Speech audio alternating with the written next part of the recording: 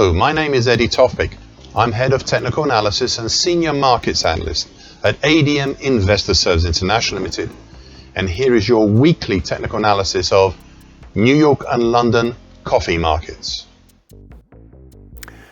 Hello and welcome. Before we start, I just wanted to let you know that no AI, that is artificial intelligence, was ever used in the composition, production or recognition of any of the patterns, levels, analysis or on any related items on these, my charts. This was all my own original work, as I think you deserve to have that. So with that, New York coffee.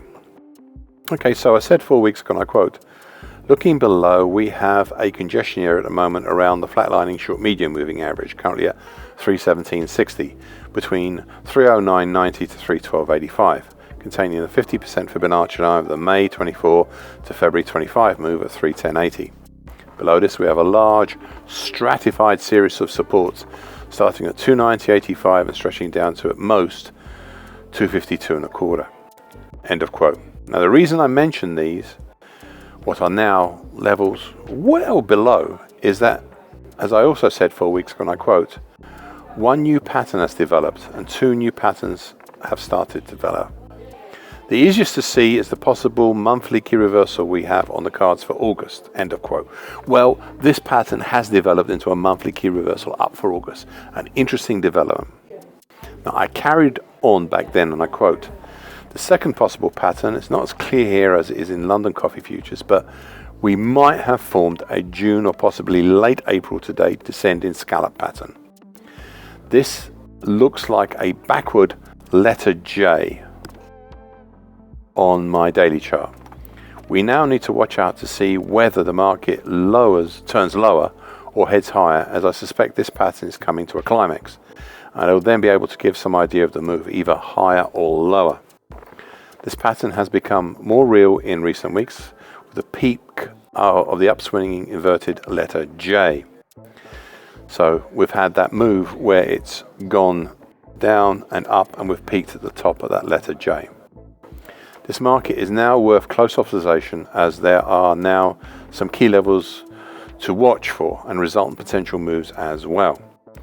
I said last week that is quite a large quote, but it's a relevant one, and I quote, for the moment I'll give only the primary potential moves, as it just gets too complicated. The reason for this is I'm still not sure whether to measure from the high at the early June high or the higher late April high. That being said, if we had a confirmed move high, and that I would need at least two consecutive closes over the 391.30 level, that high there, then a smaller primary potential move higher would be plus 49.75 cents higher, and a larger primary potential move higher would be plus 73.90 cents higher. End of quote.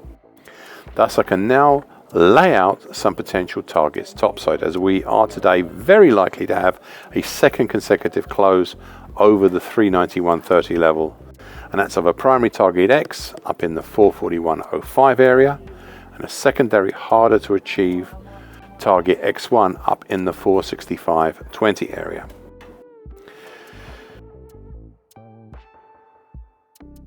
Now, there is something else I'd like to look at here. For this, I am indebted to Ray Bradbury for asking me about New York coffee 27 weeks ago. Yes, a full 6 months ago. And I went at the time to look at my longer term charts, the monthly charts, where we can see some potential insights. You see, on the monthly longer term charts, I noticed back then a pattern that had not been immediately obvious to me at the start of 2025, when I earlier reviewed the longer term charts. Is a multi-year 2012 to 2024 very large reverse head and shoulders bottom for a bright red neckline on my chart, currently at 476.60. The break higher over this neckline reached its primary target on the upside, but there was a secondary much harder to reach target up in the 433.35 area. What was interesting about this secondary target was that quite nearby to that higher level was the next 100% projected Fibonacci line, here at 433.75. That's quite close in the scheme of things. Prices did indeed turn lower up at this key combination, or just below the 100% projected Fibonacci line, and the target of 433.35, dropping down through and closing below the important 50% projected Fibonacci line at 347.20, below the high of May 2011 at 308.90. However, in July and again in August, the market started to form a base on the top of the bright red neckline, which is currently 276.60. August, with its monthly key reversal up, raced all the way, and we have seen an extension of the move up in September so far. It all was, as I said 4 weeks ago, and I quote, "The market has rejected pressing further lower through the bright red neckline. This is a key neckline and one that will decide the future of this market for many months, if not years ahead." End of quote. Nothing has changed that view, and it seems we will soon once again likely be testing the 100% projected Fibonacci line at 433.75 and that previous target level at 433.35. London coffee. 19 weeks ago I said of the bearish pressure of this market, and I quote, "They now have the overhang of the market from roughly 5,300 up to this year's high at 58.49 sitting above." End of quote. This overhang of bearish pressure and ammunition is important, as it started back then to press lower, heightening the impactful force of the break below an older, shallow, large bull channel, reaching both the primary and secondary targets below. The rise since, seen through August, pushed up through some significant resistances now turned into supports, notably the trio of interesting 50% Fibonacci lines, from November 21 to February 25 move at 38.08, the May 21 to February 25 move at 36.49, the March 20 to February 25 move at 34.81, plus the congestion of the 61.8% Fibonacci lines at 41.68, 41.87 and 42.90, and a declining mauve medium moving average currently at 41.82. However, we have some resistances that have been breached but not as yet fully broken. Notably the 50% Fibonacci line for the February 25 to date move at 45.05, though this may be breaking as we speak. And perhaps more importantly, the gradually dipping gold long moving average, currently 47.42, and the nearby lesser Fibonacci line at 48.22. Above all of these, and capping the market, was and is the February to date downtrend, currently at 49.07, which was only just touched 3 weeks ago before the market came back off. All this recent action highlighted a specific pattern in operation. It is one to watch closely, as it has made its recent first climax and may now be on the way to higher prices. It's a late April to date descending scallop pattern. On this pattern, the market hesitated on the previously mentioned February to date downtrend, heading lower, and is now pulling back upwards. This pattern is significantly further developed here than in New York sugar. This hesitation is the crest of the inverted J curve that makes the descending scallop pattern.